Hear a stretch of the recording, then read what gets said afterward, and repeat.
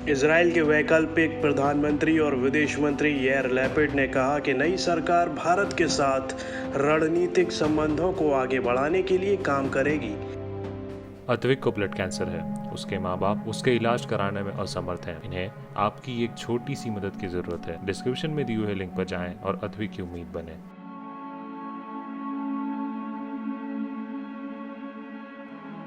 नए विदेश मंत्री के इस बयान को अहम माना जा रहा है क्योंकि भारत रूस के बाद इजराइल से सबसे बड़ा रक्षा उपकरणों का खरीदार है।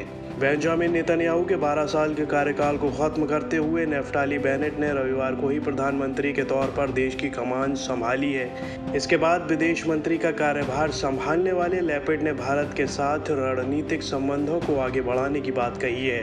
विदेश मंत्री एस जयशंकर के बधाई संदेश के जवाब में लैपिड ने ट्वीट किया, मैं दोनों देशों के बीच रणनीतिक संबंधों को आगे बढ़ाने की दिशा में साथ काम करने की उम्मीद करता हूं और आशा है कि जल्द ही इजराइल में आपका स्वागत करेंगे। जयशंकर ने इससे पहले एक ट्वीट कर अपने इजरायली समकक्ष को बधाई दी थी।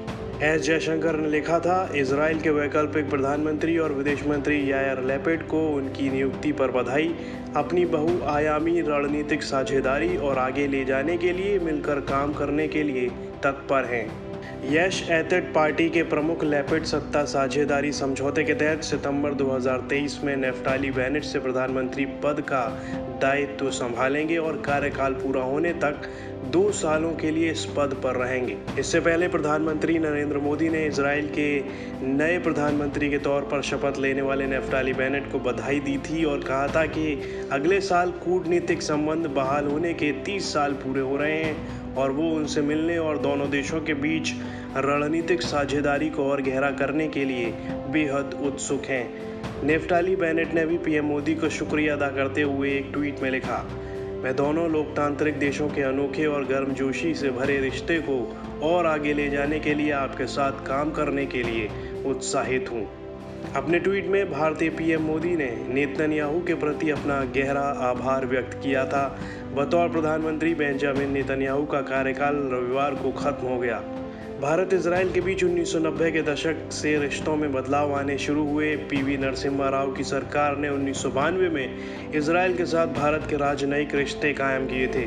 इसके बाद से दोनों देशों में कई मोर्चों पर करीबी बढ़ती गई, लेकिन 2014 में दोनों देशों के रिश्तों में तब बड़ा बदलाव आया जब नरेंद्र मोदी ने प्रधानमंत्री का कार्यभार संभाला। बेंजामिन नेतन्याहू के पीएम रहते भारत और इजराइल के रिश्ते और मजबूत हुए थे।